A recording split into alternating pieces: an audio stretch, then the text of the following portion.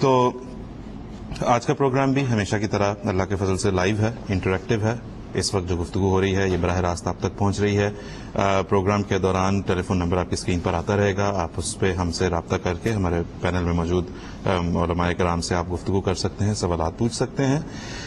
اس سے پہلے کہ ہم آج کے پروگرام کا باقاعدہ آغاز کریں، میں تعارف کرواتا ہوں جو ہمارے پینل میں آج علماء کرام تشریف فرما ہے۔ آج ہمارے ساتھ ہیں مکرم محترم مجیب الرحمان صاحب ایڈوکیٹ، اور مکرم محترم نصیر احمد صاحب انجم، اور محترم ڈاکٹر سلطان احمد مبشر صاحب۔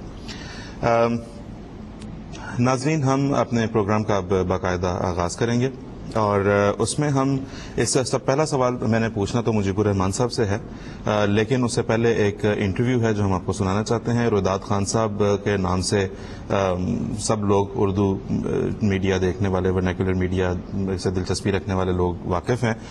بڑے دبنگ ایک تجزیہ کار کے طور پہ وہ جانے جاتے ہیں۔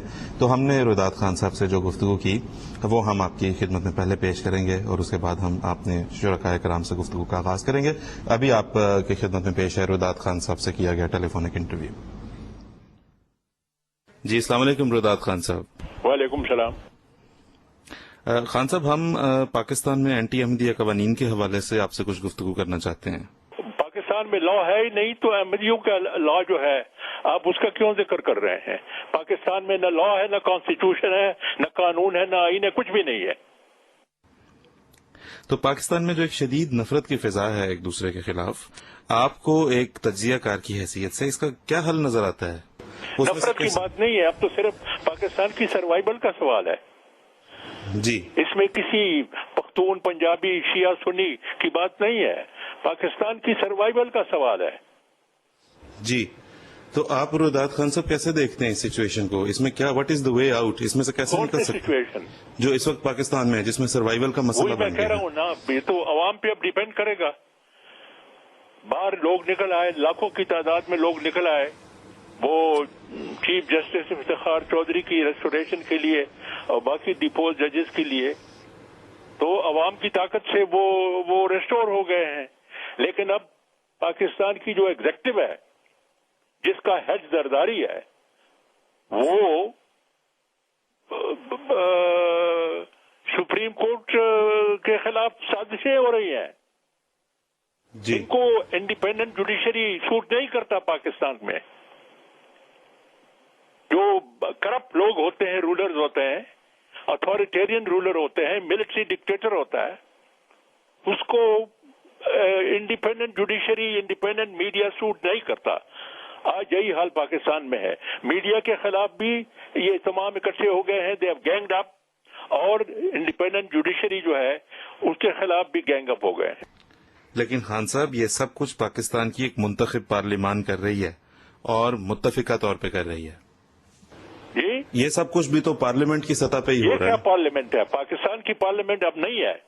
یہ تو اس میں تو جعلی ڈگری ہولڈر بیٹھے ہوئے ہیں۔ یہ تو جھوٹ کے بیسس کے اوپر ان کو یہ الیکٹ ہوئے ہیں۔ اس پارلیمنٹ کو کون مانتا ہے؟ خان صاحب، جواز تو ہر پارلیمنٹ ڈھونڈی لیتی ہے۔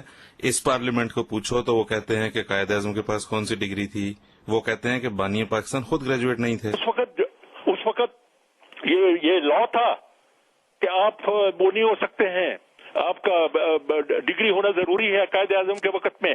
قائد اعظم کا نام بیچ میں کیوں لا رہے ہیں آپ؟ اس وقت کوئی لا نہیں تھا، قائد اعظم نے کوئی لا نہیں وائلیٹ کیا ہوا تھا۔ لیکن ابھی جب یہ لوگ الیکٹ ہو رہے تھے، یہ قانون تھا، یہ لا تھا، اور اس میں ڈگری کا ہونا ضروری تھا، اور جعلی ڈگریاں انہوں نے پیش کی ہیں، جھوٹ بولا ہے، فورجری کی ہے، پرجری کی ہے۔ They should be sent to jail.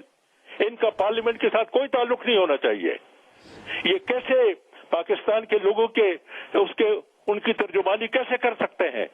جو جھوٹے ہیں، یہ پرجری کی ہے انہوں نے، دے ہیو پرجرڈ دیم سیلفز۔ انہوں نے لوگوں کو، پاکستان کے لوگوں کو دھوکہ دیا ہے۔ ٹھیک ہے خان صاحب، یہ فرمائیے کہ پاکستان میں احمدیوں کے خلاف نفرت کی جو صورتحال ہے، اور جو ان کے ساتھ پاکستان میں ایک ناروا سلوک ہے، اس کی بنیاد 1974 میں رکھی گئی، یا اس کی روٹس اس سے 1974 سے بھی پہلے کہیں ٹریس کی جا سکتی ہیں؟ نہیں یہ تو بہت پرانا مسئلہ ہے اور قابل مذمت ہے. تو یہ جو پاکستان کی حکومت کی طرف سے احمدیوں کے خلاف اس قدر نفرت پائی جاتی ہے اور احمدی ایک عجیب دباؤ میں زندگی بسر کر رہے ہیں، اس کی کیا وجہ ہے؟ نہیں یہ تو میں نے بتایا نا آپ کو، یہ مسئلہ ابھی تو نہیں ہوا، یہ تو بہت پرانا مسئلہ ہے، یہ تو انگریزوں کے وقت سے ہے. خان صاحب یہ واحد جماعت ہے جسے حکومت نے غیر مسلم قرار دے رکھا ہے. نہیں پوری پارلیمنٹ نے کیا ہے. لیکن خان صاحب پارلیمنٹ نے تو کیا ہے، مگر آپ سمجھتے ہیں کہ وہ درست فیصلہ تھا؟ پارلیمنٹ کا فیصلہ ہے، پارلیمنٹ اس کا وہ پریویلیج ہے ان کا. لیکن خان صاحب یہ تو کوئی کمیونٹی خود کہا کرتی ہے نا کہ ہم مائنورٹی ہیں، مطلب کسی کو یہ کہنا کہ تم مائنورٹی ہو. مائنورٹی پارلیمنٹ پاکستان کی پارلیمان نے ڈکلیئر کیا ہے جی، متفقہ. تو اس کا کیا کریں؟ جناب منتخب پارلیمان کی اوقات آپ کی نظر میں کیا ہے؟ یہ تو ابھی آپ نے خوب کھول کر ہمیں بتا دیا ہے. آپ پاکستان کی منتخب پارلیمان کے بارے میں گرما گرم بیانات دے کر ہٹے ہیں. اسی طرح کی ایک پارلیمنٹ نے جماعت احمدیہ کو غیر مسلم قرار دیا تھا، اس پر آپ اتنی سینسٹیوٹی کا مظاہرہ کیوں کر رہے ہیں خان صاحب؟ نہیں اس پہ میں نہیں بات کرنا چاہتا جی. جی ٹھیک ہے، اچھا میں نہیں بات کرنا چاہتا. ٹھیک ہے خان صاحب، اوکے ایک اور بات آپ سے میں پوچھ سکتا ہوں آخری؟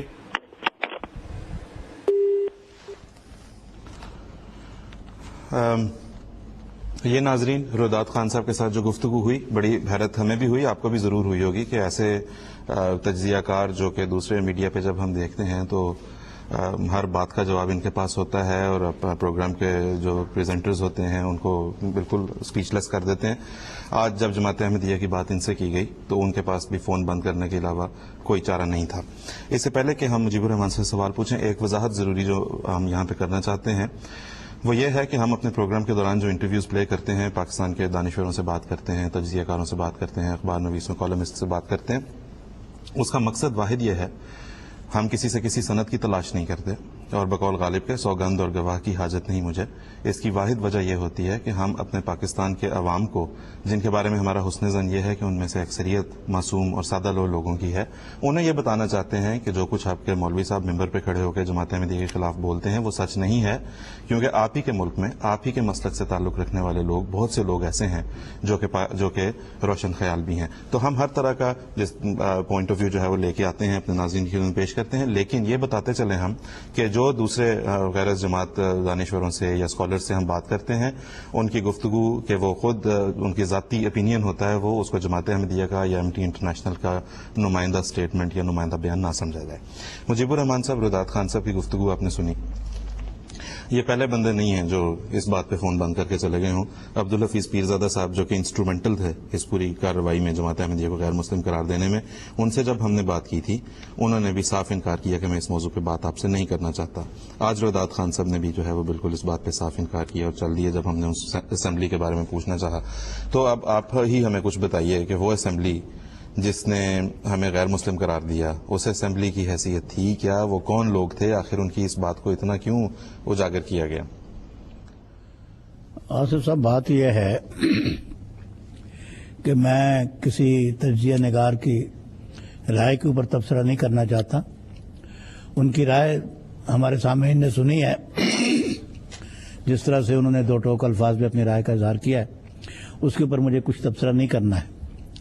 لیکن ایک بات جو میں عرض کرنا چاہتا ہوں، یہ کسی تجزیہ نگار کی بات نہیں ہے، عام طور پر یہ کہا جاتا ہے کہ پارلیمنٹ نے غیر مسلم قرار دے دیا تو اب یہ فائنل بات ہو گئی.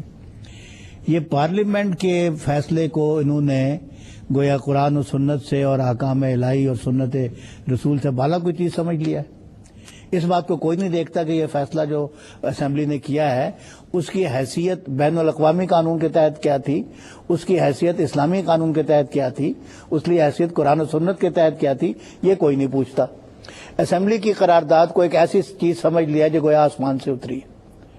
آسمان سے تو نہیں اتری، انسانوں کا فیصلہ ہے، اور انسانوں کے فیصلے کے بارے میں جو اسمبلی تھی اس کے اگر سارے کے سارے ممبر، اب یہ فیصلہ ایک اسلامی مسئلے پر ہو رہا تھا نا، کسی کو غیر مسلم قرار دینا تھا نا، یہ فیصلہ ہو رہا تھا نا، تو اگر اسمبلی کے سارے ممبران مجتہد اور مفتی ہوتے تو پھر بھی کیا ان کو اختیار تھا کہ کسی کو غیر مسلم قرار دے دیتے؟ اور یہاں تو ایسے لوگ تھے